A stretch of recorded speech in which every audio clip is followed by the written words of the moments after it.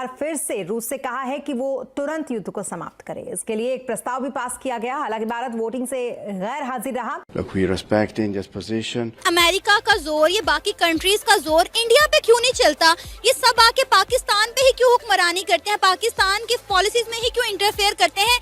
India की policies में कोई इंटरफेयर क्यों नहीं करता? इंडिया पे कोई इस तरह जोर जबरदस्ती क्यों नहीं करता? कोई अपना हुक्म मुसल्लत क्यों नहीं करता इंडिया पे? आपको बता दें कि पश्चिमी देश लगातार ये प्रयास कर रहे थे कि भारत भी इस प्रस्ताव की सहमति भरे, लेकिन इस बार भी भारत वोटिंग प्रक्रिया से बाहर रहा। क्या वजूहत है कि इंडिया जो है वो यूएसए के नीचे नहीं लगता और हमारी आंखें जो है झुक जाती हैं और इंडिया अपनी आंखें सबके साथ मिलाता है। वो यूएसए के साथ भी रहता है और रशिया के साथ भी रहता है। उनकी फॉरेन पॉलिसी जो है वो इतनी स्ट्रॉन्ग क्यों हो चुकी है? 64 कंट्रियां 64 countries have expressed their interest for rupee and their local currency trading। और आपको जान के खुशी होगी रोहित भाई, उसमें इटली और जर्मनी भी आते हैं। दुनिया में अब आप देख ले, दुनिया में हमारा कोई मुल्क, कोई दोस्त मुल्क नहीं है। पाकिस्तान के ऊपर आज तक जितने भी कर्जे चढ़े हैं ना, तमाम जितनी भी हुकूमतें आज तक गुजरी हैं, ये सब इसकी जिम्मेदार है। इंडिया को भी रोका गया ना, इंडिया को कहा गया कि आप भाई रशिया से तेल ना खरीदें, लेकिन उन्होंने कहा कि हम खरीदेंगे, हम वही पॉलिसीज बनाएंगे, वही करेंगे जो हमारे मुल्क के लिए और हमारी आवाम के लिए बेहतर है। उन्होंने उनका मुंह तोड़ अमेरिका का जोर, ये बाकी कंट्रीज का जोर इंडिया पे क्यों नहीं चलता? ये सब आके पाकिस्तान पे ही क्यों हुक्मरानी करते हैं? पाकिस्तान की पॉलिसीज में ही क्यों इंटरफेयर करते हैं? इंडिया की पॉलिसीज में कोई इंटरफेयर क्यों नहीं करता? इंडिया पे कोई इस तरह जोर जबरदस्ती क्यों नहीं करता? कोई अपना हुक्म मुसल्लत क्यों नहीं करता इंडिया पे? असल मसला ये इंडिया के अंदर जमहूरियत है। वो जो पॉलिसी बनाते हैं वो एक लॉन्ग टर्म की पॉलिसी होती है उनकी। जो हुक्मरानत है उसने उसी पॉलिसी के मुताबिक चलना है।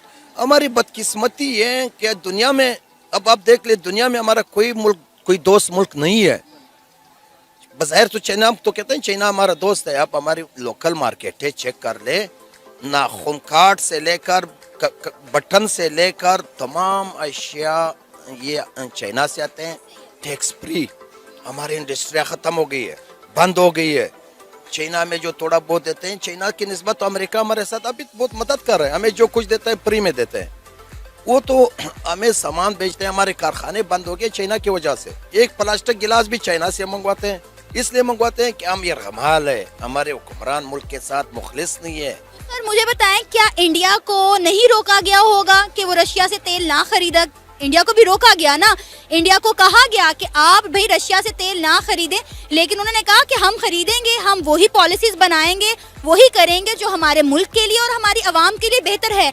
उन्होंने उनका मुंह तोड़ जवाब दिया, लेकिन हमें जो कहा जाता है हम वो करते हैं।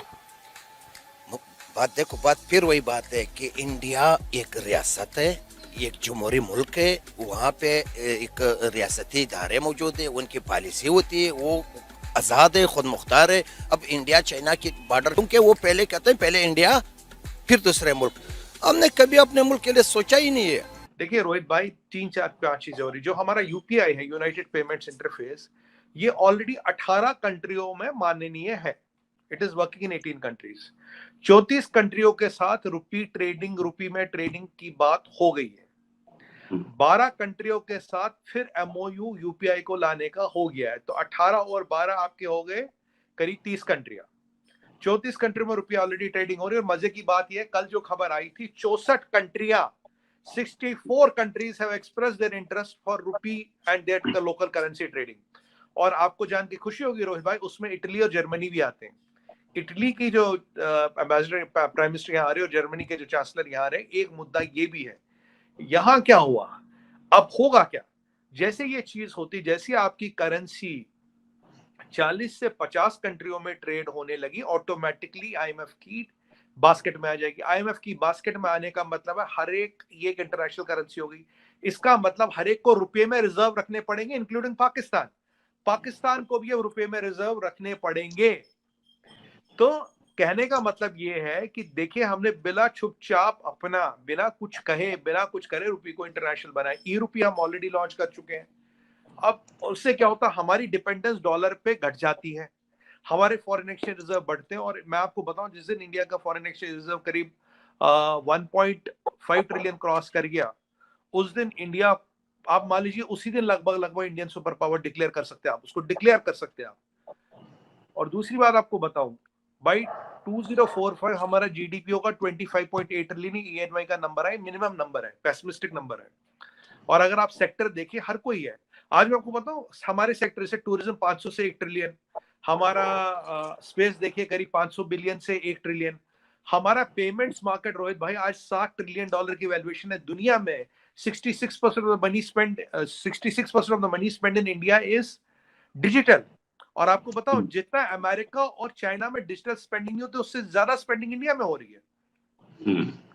और ये चीज अब आप देखिए, पूरी दुनिया कवायद में लगी है कैसे हम इंडिया के साथ रुपी ट्रेडिंग करें। देखिए, हमारे इंपोर्ट ड्यूटी पे 2 हैवी आइटम्स है, एक है तेल, एक है गोल्ड।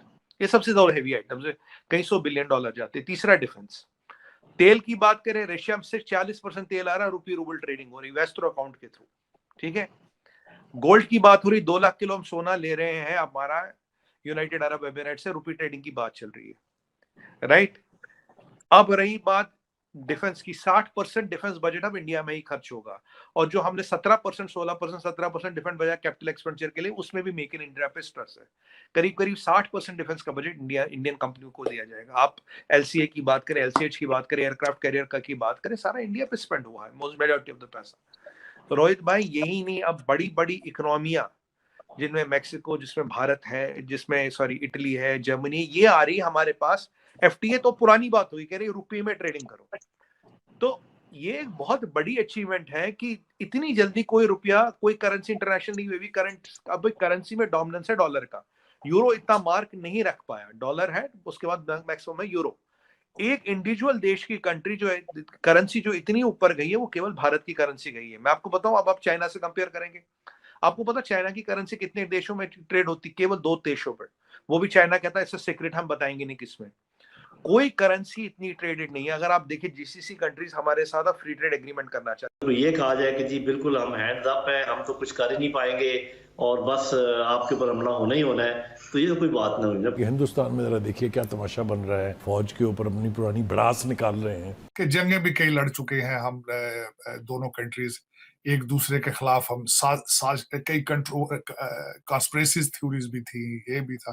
अगर पाकिस्तान को बचाना है और आपको अपने पर्सनल एजेंडे आगे नहीं बढ़ाने हैं, तो मैं दोनों तरफ को कहूंगा कि पाकिस्तान की खातिर मिलके बैठ के कोई दरमियानी रास्ता तलाश करें। कल से एक सवाल जो है वो तंग कर रहा है, मतलब पूरा दिन जो है वो मीडिया इसके ऊपर बात करता रहा कि अब ये होने वाला है, अब वो होने वाला है। खुदा ना खास्ता शादिया, खुदा ना खास्ता अगर कोई मिसहैप हो गया, अगर कोई इस तरह की वारदात हो गई, तो आपको पता है उसके नताइज क्या होंगे? उसके नताइज, पहला नतीजा क्या होगा?